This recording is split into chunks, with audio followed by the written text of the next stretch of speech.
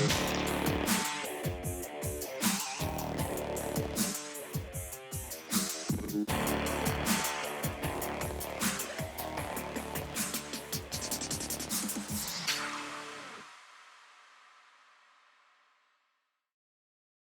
want to start off with a reminder that we are not doctors. Before you make any changes or try something new, always consult with your doctor and medical team first. Chronic illness can vary from patient to patient, so it's always best to consult with your own doctor for what is best for you. Hello, welcome to IBD Determined. I'm your host, Mason Harvey, and I have Crohn's disease. And I'm your host, Michelle Harvey, and I am Mason's mom, and I speak from the role of a caregiver. We're happy to have you guys back. We are on episode 15. Wow, that's pretty cool. Milestone. Yeah, and today's just going to be kind of a smaller topic. It's something we've briefly talked about before, but we want to give it its own little episode here. Yeah. And it's about time management. And really, this relates to anybody, any chronic illness, but we're going to talk about it today in particular in regards to IBD, having Crohn's and ulcerative colitis. We're just going to kind of use our own experiences and share with you guys some of our tips and how we manage our time. Yeah. So that's what we're going to be talking about today. Sounds very exciting. Yeah, it is. It's worth your time. Oh. Yeah, I know. I see what you did there. That was funny. That really wasn't, but I tried. Yeah. So let's get started. And we're going to go back to before Mason got sick. And, you know, I feel like when we talk about things, it's always like the before and the after. Mm-hmm. So it's kind of like this break in our lives where we lived these normal seeming years. And then Mason was diagnosed and we have a new normal now. So before Mason was sick, it did feel like life was busy. And I didn't really have anything to compare to except our own experiences. And I just always thought, you know, gosh, we're so busy. I taught school with him because we did homeschool. Best teacher. And thank you. Yes. You don't have any homework due, right? You're not trying to just be nice. Okay.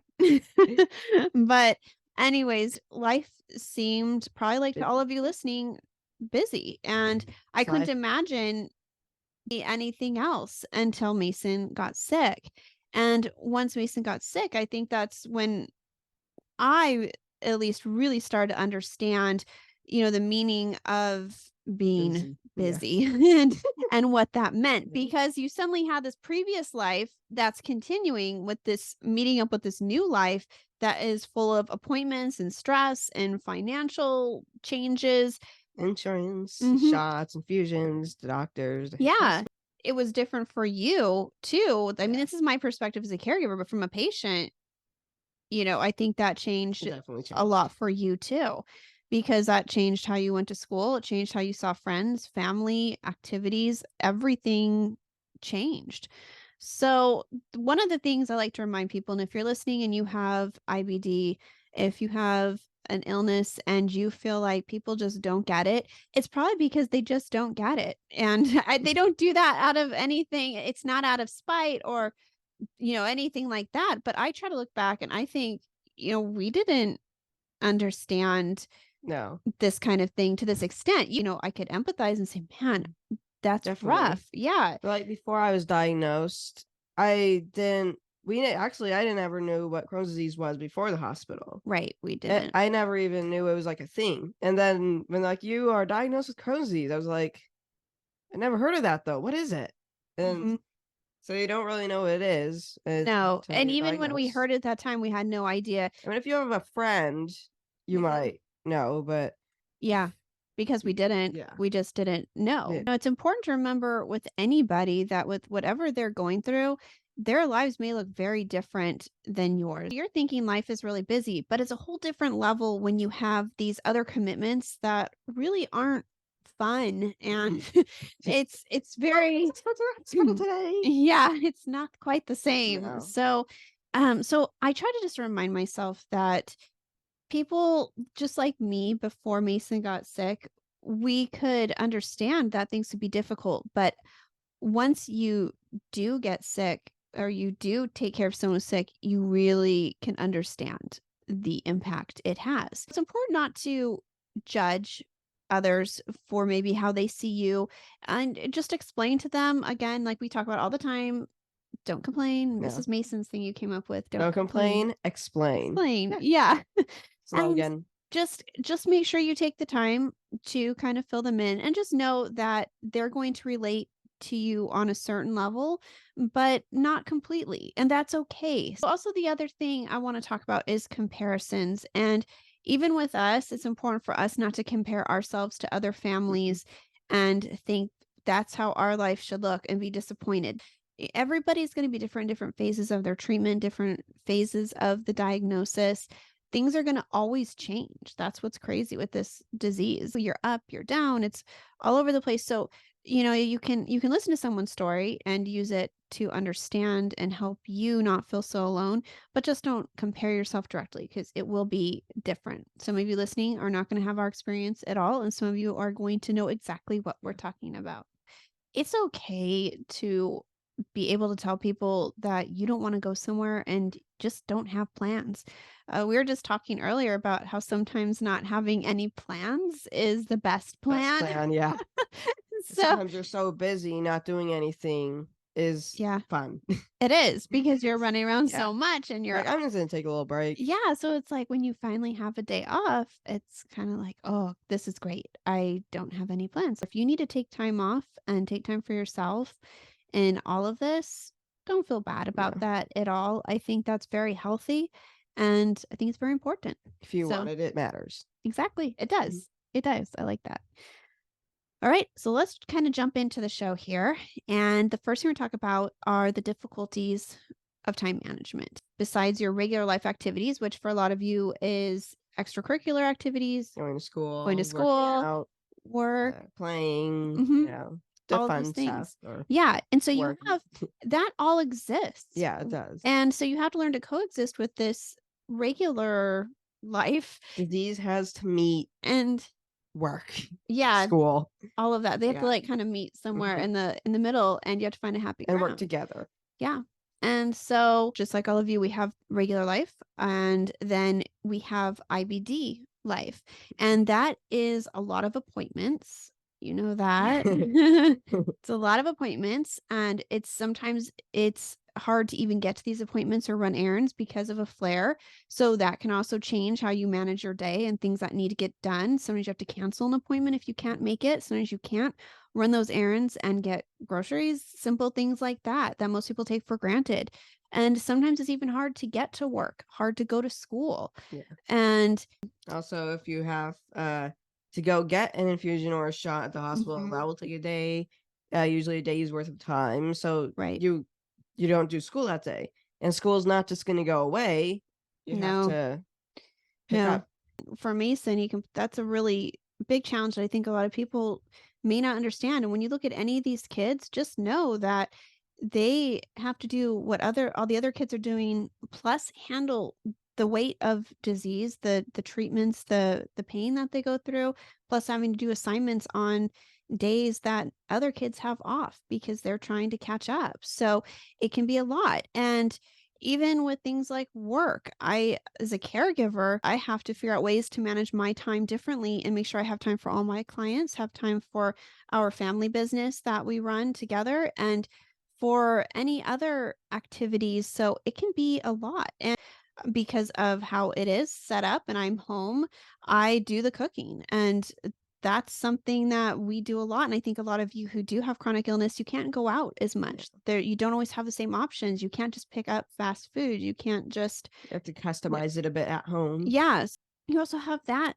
stress too. And so that takes up part of the day. And I know for a lot of you who work, that's really tough if you get off like 6:30 or 7. You have to cook. You get home by that time after driving in traffic here, because traffic here takes, where we live in San Diego, it's crazy to go anywhere. It takes a lot of time just to get home from work. So we also had to deal with when Mason was first home from the hospital, he was up all night. And so like almost like 4 times or 5 times or more than that right. in a night.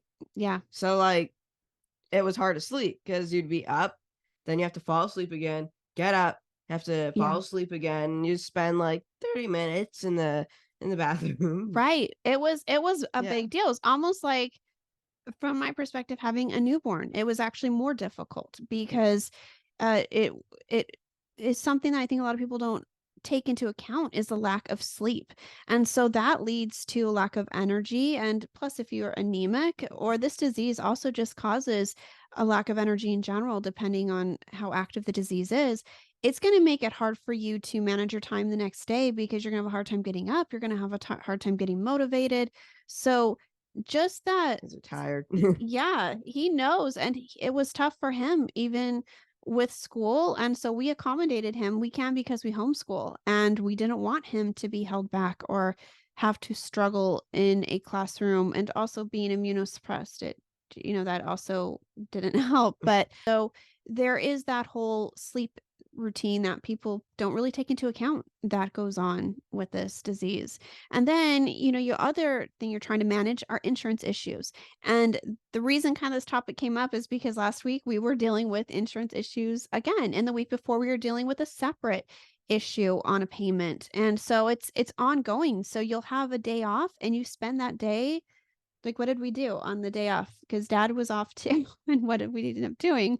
Spend the whole day contacting insurance. Yep, we were on the phone for hours, and it's it's a lot. So a lot of times people don't realize that even on your days off, It's not necessarily a break. right, it's not, it's more work. It's just trying, okay, we've got this to get done. We got to get this because on the weekends too, their places aren't open. So you have to get things taken It's care all the of. time. Yeah, and so there's that a lot of you listening are understanding and saying this, it is. It's like a full-time job, and things can change quick too. Mason can be feeling great one day and we can have everything planned out and think, okay, here's our schedule. And then Mason's not feeling so great and things have to change again. So flexibility, Yes. flexibility is Yeah. important, and just being able to adapt and still get things done, because again, things don't disappear. Just because you have to change your schedule or change your time doesn't mean that You don't have to do you it. don't have to do it. Still has to be addressed, just like anything. So one of the kind of common things I think we're going to have in common with all of you is school and work. What's going to be a little different is, Mason's homeschooled, so that's It's a going to be a big help. little different. It is a big help. It really is. And I think it's enabled Mason to learn in a much better environment where he is able to accommodate what his needs are and That's get stress everything done. free. Yeah, You can do school on the couch if your back hurts. You don't need a hall pass to go to the bathroom. right. It's just Which those of you whose kids are in school, you probably have an IEP or a 504 plan, have something. In fact, we're going to talk about that in another episode because those are very stay tuned. important. Yeah, stay tuned. It's very exciting stuff. Yeah. So one of the things I want to start off and just saying is that caregivers and patients are really good multitaskers. I think you're going to find that we're great managers. And it's because you learn to handle so much and delegate and have, get this done and get this done. So we are really good at this kind of stuff. You get better. It starts off kind of rough. And Keyword, then multitask. and I think you've gotten better at it. I think it was very at first because for you having to put school into different hours of the day or on days off, it was very frustrating. And you didn't probably want to. No. Yeah, I know you didn't want to. I'm like, let's not pretend. You're like, I love doing that. Yeah, he didn't, but it's over time. It's just now it's a normal, Yeah, and well, it's something that we've adjusted to. So on that note, we do homeschool. We go through a local academy, and Mason is responsible, just like every other student in our state, for meeting state criteria and standards. It's no different for him. We hear a lot that Mason's not in real school or it's not school, it's fake school. And that's, Are you sure? I feel like that's such a disservice to him and everything he does and the effort he puts in, because just because there are different ways to homeschool. And so granted, I'm sure some of you have a different image of what that might look like, but for us, we have high standards. Mason is a great ahead and he is excelling. He's doing great. And I'm so proud of him, and I don't ever want someone to discredit him and think, "Oh, it's because it's homeschool." And No, it's so much more than that, and it's so challenging, and whether these kids are homeschooled or in school, it's really hard Mhm. for them, and so I just really want to draw attention to be careful what you say because a lot of you don't understand how much work that these kids are doing on a daily basis. The reality is it's just as much work as public school, but we just don't have the same disruptions. Mhm. And so we're able to get Mason through, but he still has school all day. It's not like he's done in an hour and it's like, wow, I have all this free time. Yeah. It's I saw not lots of how it works. homework and He stuff, does, and so writing. he's working just like other kids till around 4 in the afternoon to get everything completed, and he puts in the effort, and we're really proud of him for doing that because he also has appointments during the school Yeah. week, and it's every other week, and those are set appointments, so we know at least every other week he's missing a day of school, and there's other appointments that we have on Wednesdays, on Fridays, depending what it is, so for him, he always has Saturday school. Mhm. And I mean, I It's don't not think fun, but yeah, it's necessary. yeah, it is. And so his day off, like when a normal kid would have a day off of school, it's for fun. His day off is spent at the hospital. For And infusion. yeah, which isn't like and the car rides. Yeah. You have like so you Even have when you do get home, you might not feel like doing school because they give you all that so you do Tylenol, pre-meds, you pre-meds, get Tylenol and Benadryl. Benadryl, and you feel Yeah. kind of tired, so you don't really feel like doing school, And maybe. sometimes you'll get a little headache Yeah, from you get it. a headache. Yeah. It depends how, it depends how the infusion goes. And I know for us, we're pretty lucky. I know some people get taken down for a couple days by Yeah. these. So that's really tough if you work too. You have to consider, The do disease I is different for everyone, and so is the pre-meds or biologics. Mhm. It is. It is, and it's very true. So you don't always know what somebody's going through or Yeah. what they're facing. For Mason, he has to, I think he has to work harder. So it's going to look different and it's going to be more work. And we just have to figure out. So we always try to figure out how to manage the time so he doesn't feel like he's missing out on other Mhm. activities too, which is kind of tough because you don't have a lot of extra time No. for activities. And if the disease is active, it also makes it hard to have any extra activities too. And like for me, I am not a patient, but I'm a caregiver. And with work, it did affect how I handled my work. I have to plan things out accordingly. And I have to make sure I have time set aside for my clients because I do have to work. Working isn't like optional for No. me, just like school's You have not to do work to optional for survive. him. Yeah. So it's not like, he gets sick and suddenly I'm like, oh, I can quit my job. And Nope. Mason, you don't have to go to school You anymore. actually So have to work a little bit more because you need the money for yeah, biologics. exactly. Life gets more expensive. So I know a lot of you out there who are patients and you are working, you're no longer in school, but you are working.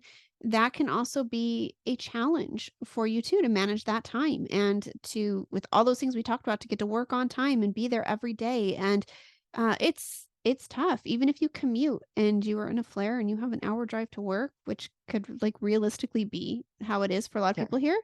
That's also a challenge that a lot of people don't think about. Next time you're sitting in traffic, you know, think about it what someone else like with IBD, it could be it's difficult. It's very difficult just to get to work. And you might be capable of working. It's just the difficult getting there, of sitting there. In the So car, remote wherever, work yeah. is great, I think, for patients. And just like school, it's in a way, it's like remote school, Yeah. what you're doing. And so it's like these options I think should really be looked into more.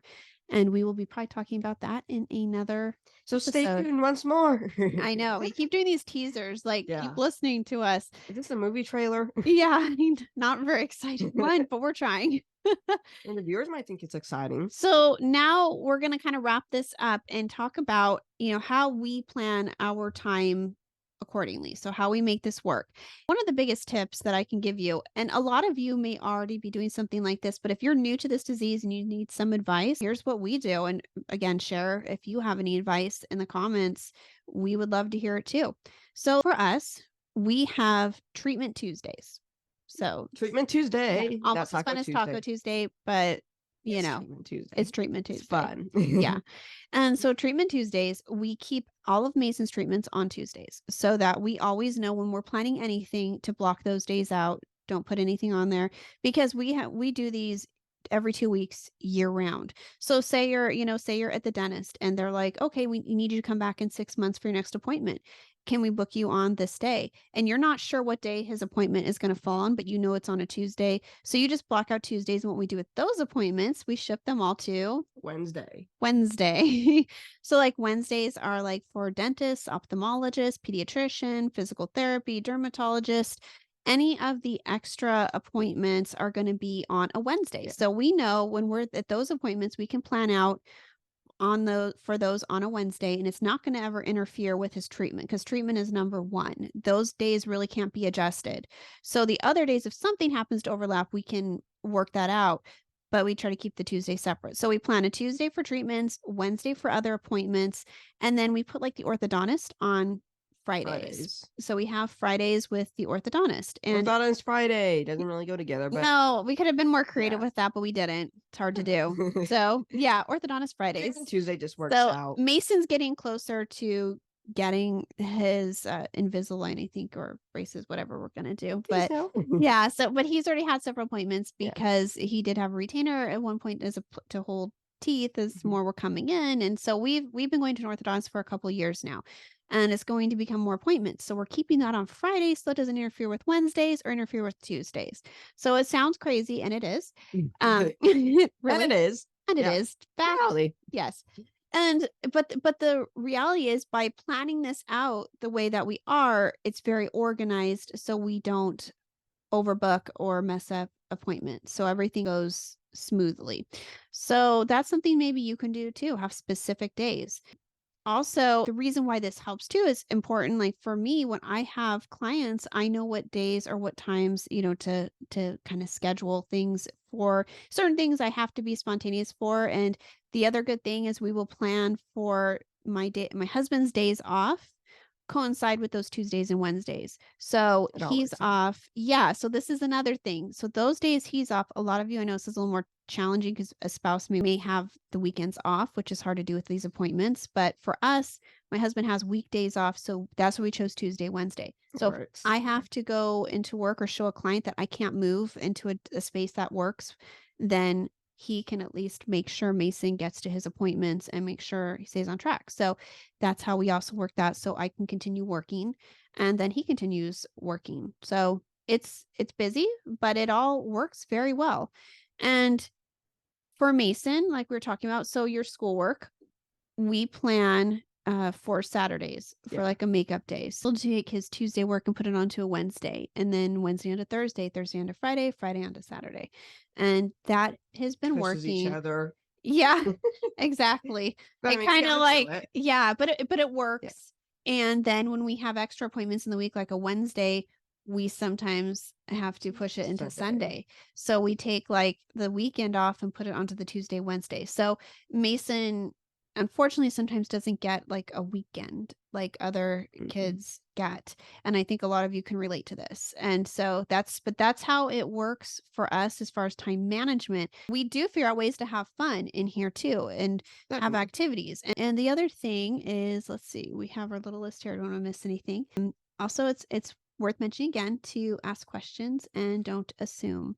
Part of this is help others understand where you're coming from. You don't need to lose friendships or lose family over this. Who you are. Yeah. No, just be open about it. And I think it goes a long way because I think sometimes people, their feelings get hurt and they think that, you're not coming to my get together and they take that personally, but it's nothing personal. I mean, if you're in a flare, are you feeling like going to a friend's house? And no. Right? No. So I want to go, but I don't feel like it right now. Right. No matter how much you like your friend, no matter how much you love your family, it is just going to be hard sometimes to do that. And so for planning things, it does make it tricky sometimes because sometimes you can commit to something and then things change. And so just, for you out there listening who don't have this, ask questions and never think that someone dislikes you. It's just the disease is invasive and it's difficult. Does what it wants. It really does. That's what they do.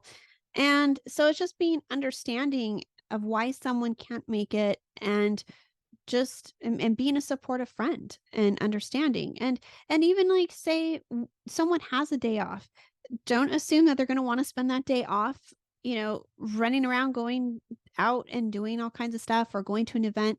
Sometimes when you finally have a day off, like we said Just wanna earlier, relax. you just want to relax because it has been a week. And if you ask someone, they tell you it's been a struggle, we're just tired, realize they're just tired.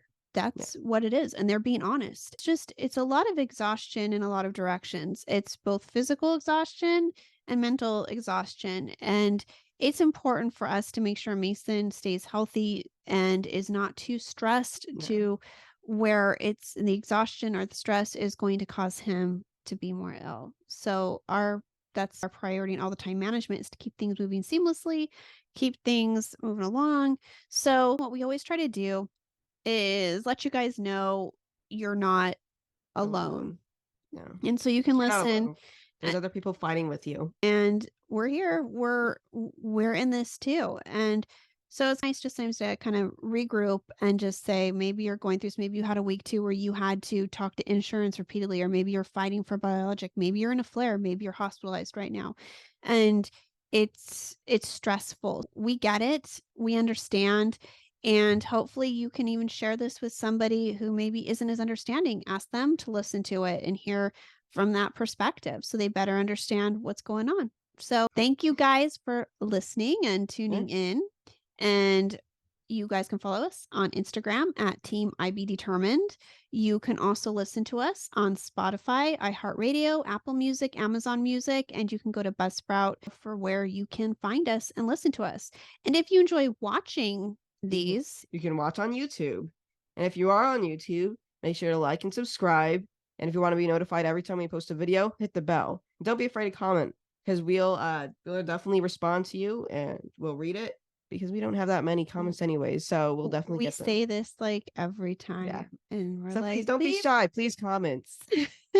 Ask Please questions. message me. Yeah. We love hearing from you guys and knowing what we can talk about, because we want to talk about what's important to you. This is why we're doing this. And we want to have that solidarity and have people feel included, feel like they're not alone. And we want to have something you can share with family and friends and say, this is what it's like. This is what living with the disease is like. And so we think this is a great way to do it. So please let us know what's important to you guys. And if you want to give any feedback to what we talked about and just say hi. Cool. Yeah. Say hi. Say hi in the comments. Yeah. If So you see this, say hi in the comments down below. and we'll see how many. So we'll see. We'll see, guys. But and if not, it's okay No, too. if you, It's all you right. don't have to. We're bad about that ourselves with other YouTubers. There's things we watch and then we're like, oh my gosh, how long have we been watching this? And we never subscribed. So we do that too. So anyways, thank you guys for listening and for watching. And we will see all of you in the next video. We will. Yeah. Bye. Bye. We hope you will stick around, tune in, and reach out to us with your own journeys. We are excited to give you an inside view of what it takes to be a caregiver and what it's like to be a patient. And most of all, we hope you'll maybe be able to apply something you hear on here that might help you in your own life. Sometimes life changes, and it's all about how you handle the journey.